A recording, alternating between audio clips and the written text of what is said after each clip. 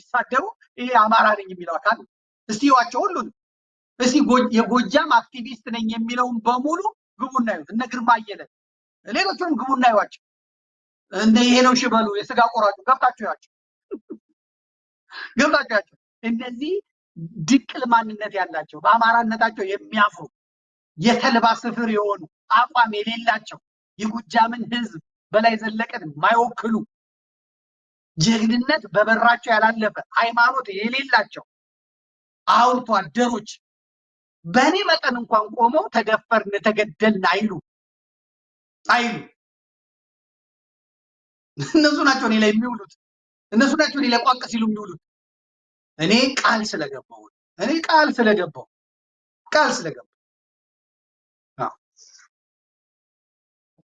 ትርፌን ስለማውቀው እንደው በብዙ ኃጢአት ሲኦል ልግባ፣ በዝሙቴ፣ በሌብነቴ፣ በስርቆቴ፣ በውሸቴ ልግባ፣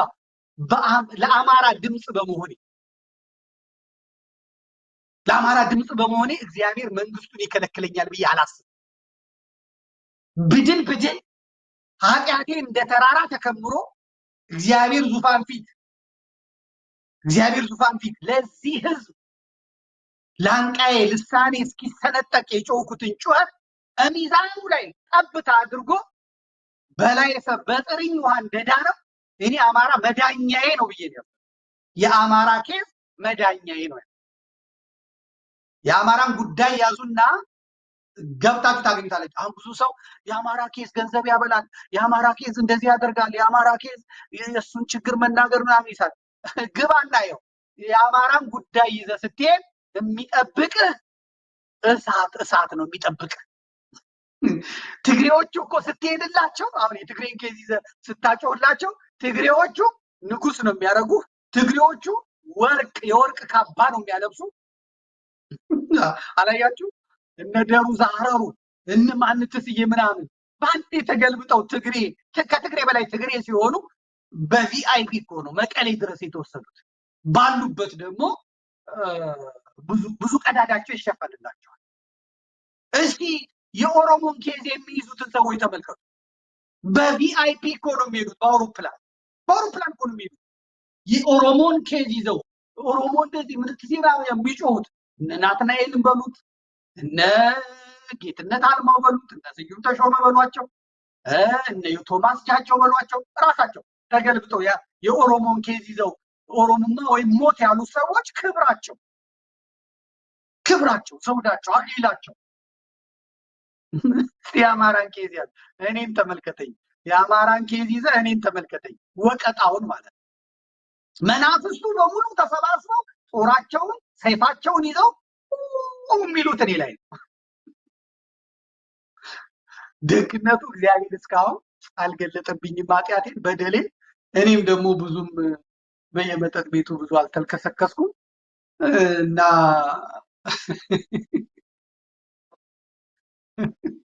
እንጂ በየሰውን ቤት ሄጄ እኔ ፍርፋሪ አልበላም። ሰው ቤት ሄጄ ብቻ ለሆዴ አልገዛም እንጂ ያው ሩጠው የሚመጡት ገብረ መስቀልን በ30 ብር ሸጠው ይሉኛል። ገብረ መስቀል እንደሸጠ ነው ያቁም። ገብረ መስቀልን ጉሮሮውን ይዤ ባታይ ገብረ መስቀልን ለህዝብ እውነት መግለጤን ብዙ ሰው አያውቅም። እና ያቺን የገብረ መስቀልን ያመጣሉ። ሌላ ደግሞ ምንድነው የቲያንስን ያመጣሉ። ቲያንስ ስራ ነበር ይሰራው። ሌላ መለስ ዜናዊ ቀብር ላይ አልቅሷል ነው የሚሉት። አላለቀስኩም። ባለቅስም ደግሞ እንትን የለው። ነገር ግን እኔ የኢትዮጵያ ኦዲዮቪዥዋል አሳታሚዎች ዋና ማህበር ዋና ጸሐፊ ነኝ።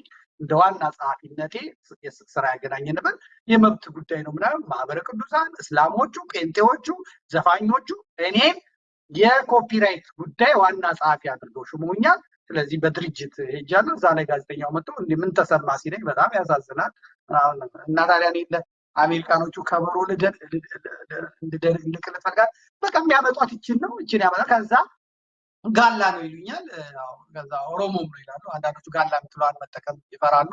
አንዳንዶቹ ደግሞ ኦሮሞ ነው ምናምን ይሉኛል። እኔ ደግሞ ማንነቴን በግልጽ ተናግሬ እኔ የሀረርጌ ቆቱ ነኝ። ጋላም አይደለሁም፣ ኦሮሞም አይደለሁም፣ አማራም አይደለሁም፣ ትግሬም አይደለሁም፣ ወላይታ ከምባታ ምናምን አይደለሁም። እኔ የሀረርጌ ቆቱ ነኝ። ቆቶ የሚባል ብሔር የለም ካልከኝ አለ። እኔ ቆቱ ነኝ አለቀ። መብቴ ነው። ምን ያደርግ ቆጡ ነኝ ብያ እዚህ የዛ ይሄ ሊከበርልኝ ይገባል። ከዚህ ውጭ የሚያመጡት ነገር የለም። ዋይ ዋይ ዋይ ዋይ ያለው ነግሮና ይባላል። የአማራን ኬስ ስትይዙ ብዙዎቻችሁ ገንዘብ አለው ካላችሁ ኑና ሞክሩት፣ ኑና ሞክሩት፣ ኑና ሞክሩት። ብዙዎቹ ይሄንን ነው የሚያወሩት። እንደዚህ እንደዚህ እንደዚህ እንደዚህ ሆኖ እንደዚህ እንደዚህ ናና ሞክረው። እኔ በቃል ኪዳን ነው የምሰራው፣ በቃሌ ነው የምታመነው፣ ለቃሌ ነው የቆምኩት፣ በቃሌ መሰረት እሄዳለሁ። በቃሌ መሰረት ቃል ኪዳን አለኝ። ደግሞ እያንዳንዱ ሰው ኢንተረስት አለው አይደል በአንድ ጉዳይ። እኔም በአማራ ላይ ኢንተረስት አለኝ። ሃይማኖቴ በተለይ ኦርቶዶክሳዊ ማንነቴ ግድ ይለኛል። አማራ ነኝ ብሎ እኔ መስደብ ሲጀምር እና በጣም መጻፍ ሲጀምር እና ብዙ ሰዎች ሊንኩን ሲልኩልኝ ሰውየውን አየውና ኮመንቶቹን ነው የማየው። ኮመንቶቹን ሳይ አሁን እንደ ድሮ አይደለም። ህዝቡ መልሶ ገልብጦ ባናቱ ይተክለዋል። ግራ እስኪጋባ ድረስ ማለት ነው። ለአማራ ነው የምታገለው ብሎ እኔ ሲሰድበኝ ኮመንት ነው ገብቼ የማየው። ኮመንቱን ሳይ የሚገርም ነገር ነው ማለት አንድ እሱ በሉ። ሁለተኛ ሰውየውን ደግሞ አየዋል። ሃይማኖቱ ምንድን ነው ነው? አማራ ሆኖ ወይ ጴንጤ ነው፣ አማራ ሆኖ ወይ የዋሃቢ እስላም። ስለዚህ እነዚህ ሁለት አካላት እኔ ዘመድኩኝ ሊወዱኝ አይችሉም።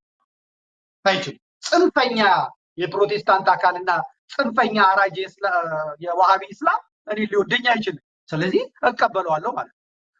እየጻፈብኝ ያለው ሰውዬ ጎንደሬ ነው ከተባለ ከዛ እኔ ወደ ጥናት ነው የሚሄደው። ምንድነው እሱ ምናምን ስል አገኘዋለሁ። የፖለቲካው ቅማንት ቢሮ አዲግራትና መቀሌ የተከፈተለት ጸረ አማራ ከትግሬ የተዳቀለ እስኳድ ነው ማለት ነው። ጎጃሜ ነው ከተባለ ወይ ቅባት ነው ጸረ ኦርቶዶክስ ወይ ደግሞ አገው ሸኔ ነው። ወሎ ሆኖ ነው ከተባለ ምንም ጥርጥር የለውም የዋሃቢ እስላም ነው። ሌላ ነገር የለም። እስካሁን ከሸዋ የተናገረኝ ብዙ አላገኘውም። ሸዋዎች ብዙም የተናገሩት ነገር የለም። ስለዚህ እኔ የሚሆነውን ነገር በሙሉ ተቀብዬ ነው። ሴት ከሆነች ምንድናት ማናት ወዲያ አጠናታለሁ፣ ይገባታል። እንደውም በረኪና ያለመጠጣቷ ነው። ወንድ ከሆነ ኧረ ይገባዋል። እንዲህ በስድብም ካረፈ ከወጣለት ነው። እና የአማራን ትግል ወጥተህ አማራ ተገደለ ምናምን ስትል ዝም ቂቤ የሚቀባ የለም። ቂቤ የምትቀባው ቅባትም የምትጠጣው የሌላውን ትግል ስትይዝ የሌላውን ትግል ሄደህ ስትል ጅጋሩ ይላል፣ የኛው ደግሞ ለእንጨከኝ ይላል፣ የኛው ደግሞ ጥገኛ ስለሆኑ ማለት ነው። ይሄኛው እናቴ ገጀራ ይዞ ነው የሚጠብቅ። ምን ያገባ ምናምን ይላል። የክፋቱ ክፋት ያው የአማራን ትግል ይዤ ለህሊና እግዚአብሔር ፊት ስቀርብ እንዴት ዝም ብላለሁ ብለህ ካልመጣ በስተቀር የአማራን ትግል ይዘህ ታዲዮስ ታንቱን ነው የምትሆን።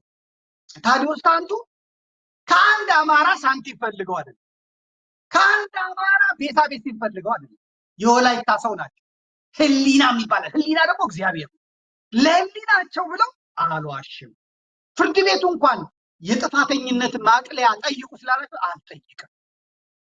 አማራ እንዲህ አድርጓል፣ አማራ እንዲህ ተፈጽሞበታል፣ አማራ እንዲህ ተበድሏል ብዬ የጻፍኩትን የምናገረው የማምንበት ነው። ይሄን ያልኩት እንደው ጨምቆኝ ነው ምናምን አልልም። ለዚህኛው እድሜ ምንድነው ፈልገው እንዲሁ ተሰቃይቼ መሞት ፈልጋለሁ ከነ ንጹህ ህሊና ያሉ አማራ ይጠይቃቸው መሰላቸው? አንድ አማራ ሚስታቸውን አይጠይቅም። ወደ 6 ነው 5 ልጆች አሉ። ለምግብ የደረሱ ለስራ ያልደረሱ ልጆች አሏቸው። ተሯሩጠው መጽሐፍ ሽጠው ጋዜጣ ላይ ጽፎ ነበር የሚያስተዳድሯቸው። የሉም፣ እስር ቤት ናቸው። ባለቤታቸው ወይዘሮ ጸጋ ችግር ላይ ናቸው። አንዳንድ ጊዜ አንዳንድ ሰዎች ሲያወሩ እንደውም ሰጣቸዋለሁ፣ የባንክ ቡካቸውን ምናቸውን ሰጣቸውና እስቲ ይርዷቸው እላለሁ። አማራ ማለት እኮ እንደዚህ ነው።